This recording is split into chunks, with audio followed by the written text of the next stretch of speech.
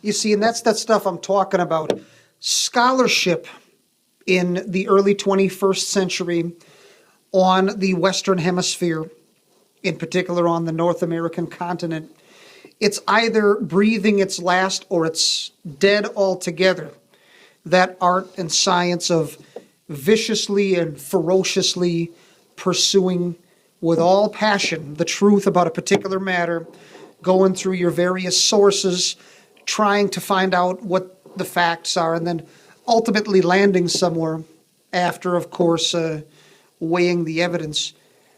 That doesn't happen no more. All right. Now, people said and I'm Generation X, as they called it, because I was born in 1976. So the hippies and the drug addicts from the 1960s who were having sex in vans and being on LSD and all that stuff, they became the adults and the teachers and stuff. And so they raised my generation, and they gave us condom-based sex education. And you could tell the wheels were falling off right there because we lived out that hippie philosophy, and we were shooting each other in the streets over starter jackets and Nikes or whatever. Even though we were the first generation of kids that would shoot you over a Chicago Bulls jacket, at least we could read, you know what I mean? When you see a kid and they can't count change, and they move their lips when they read, and they pronounce the S in Illinois, and they don't know basic classic literature or whatever, you're usually dealing with either a millennial kid or what's that new generation now, Generation Z. They're scary. But when you're having a discussion with one of these kids about a particular subject, they have a phrase, "I've done my homework," or "I've done a lot of research on this issue and I know what I'm talking about." When they say those phrases, that's really code. You look past, what are they really saying? They're saying, "I've Googled some crap." That's what they're saying. And of course, the side issue, who owns Google? You know what I mean? Stuff that's actually going on is being buried, and stuff that no one cares about is trending. And that's a propaganda arm of radical globalist leftism.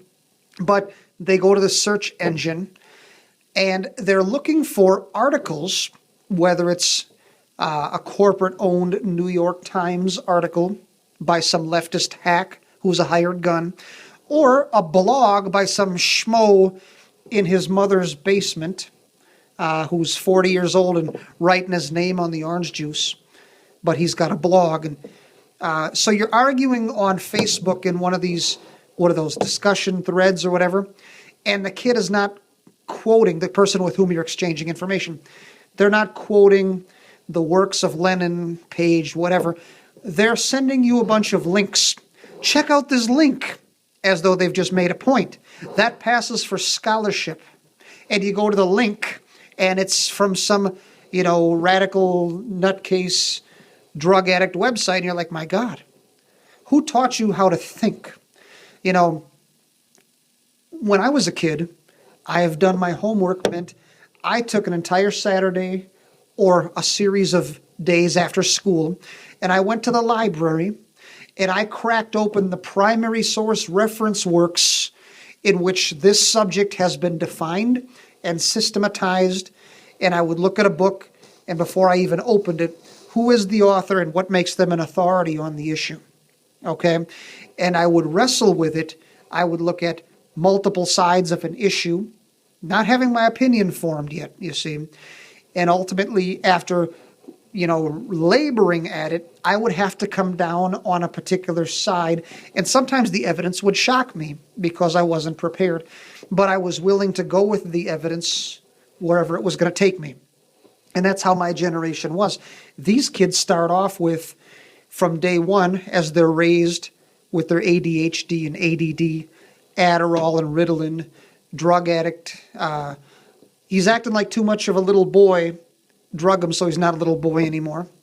He's because a kid not being able to sit still is obviously some kind of mental disorder, or you're drugging him to make a teacher's job in life easier. He's not being socially acceptable to me. Drug him, please. Make him a zombie, please. That's not affecting a kid's brain at all, is it? So these kids grow up zombies.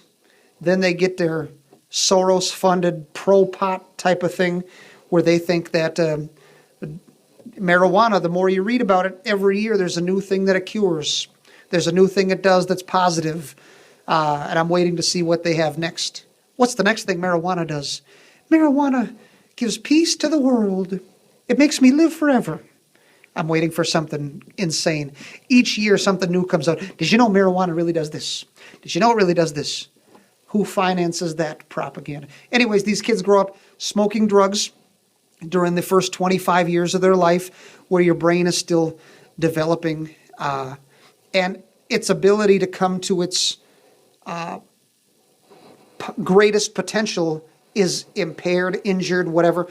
And they learn all these, like zombies, these prejudices from the school. The school is an indoctrination center and tells them what their worldview should be. Anyway, so the kid grows up and they hit 18. They come off the assembly line, a perfectly programmed one world multiculturalist, one world socialist, gay agenda, condom, etc. Anyone who disagrees with them is Adolf Hitler. That's how they've been trained to argue. Anyone who disagrees with them is a racist, a homophobe, a xenophobe, an Islamophobe. They've got a list of phobes to call you to shut your mouth because radical leftism must prevail. And I can't wait to see where this generation ends up.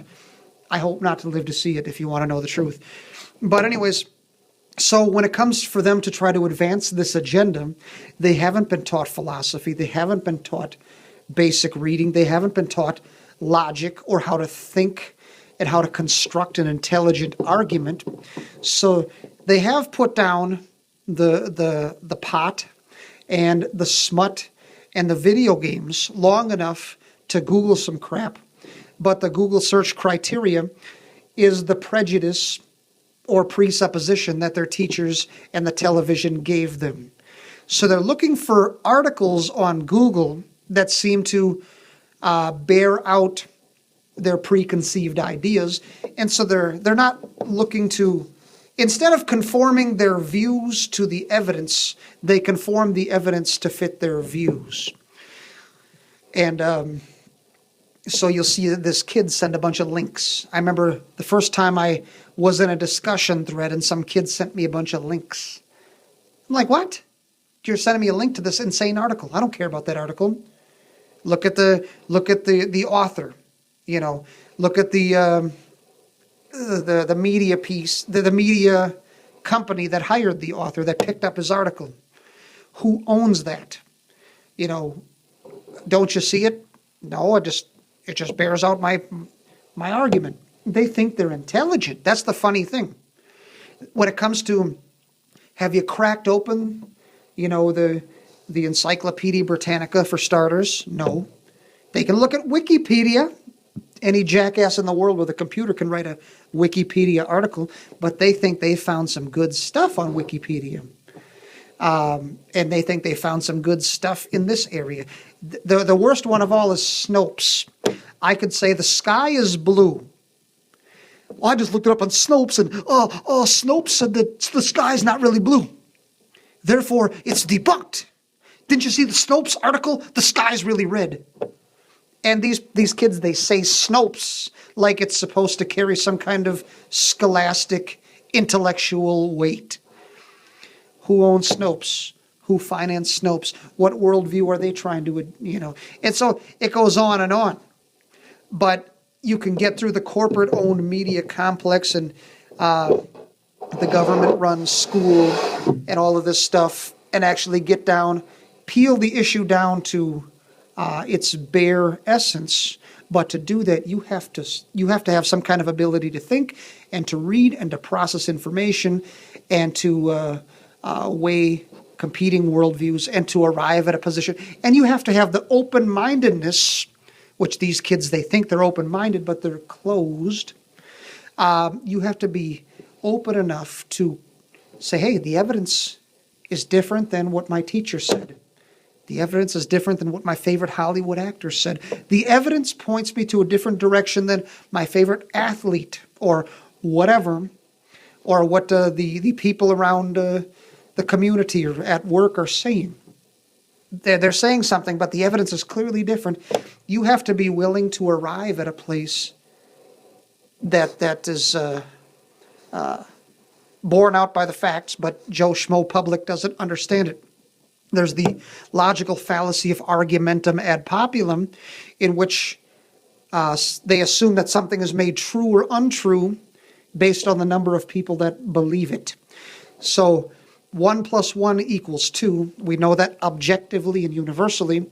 Every time I take an apple in my right hand and an apple in my left hand and I put them together, the one apple plus the one apple becomes 2 apples. 1 + 1 is true universally and absolutely. However, if someone somewhere is saying 1 + 1 = 11, and it catches on to where 51% of the population believes it, okay, does it change the numbers? Does it change the facts? Does 1 apple and 1 apple become 11 because 51% of the people said so? Truth is not determined based on the 51% ballot. Something can catch on in society and it's possible for the majority to be wrong, okay? And you have to be willing to sometimes make stands alone and stands for truth.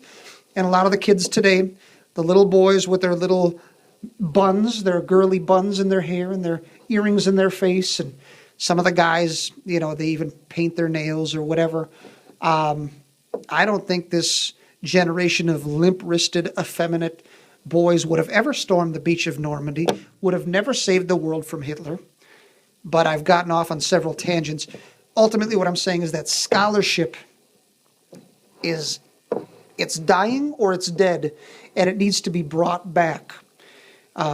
They've even got computers now where you can take a book that your favorite book, whatever it is, and the electronical version, what do they call it, Kindle or whatever, you can do a word search and you can find every occurrence of a word. What it's doing for biblical scholarship, you can literally find every occurrence of a certain Greek word. I haven't learned how to use this crap yet. I'm always slow to embrace technology, which is the signs that I'm getting old, even though I'm in my upper 30s as I sit here right now. But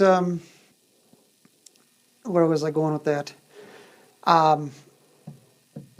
The scholarship can be very rewarding if you're into that kind of thing. And a lot of kids are not into that kind of thing. They want instant gratification. They don't want to think. They don't want their brain to be exercised.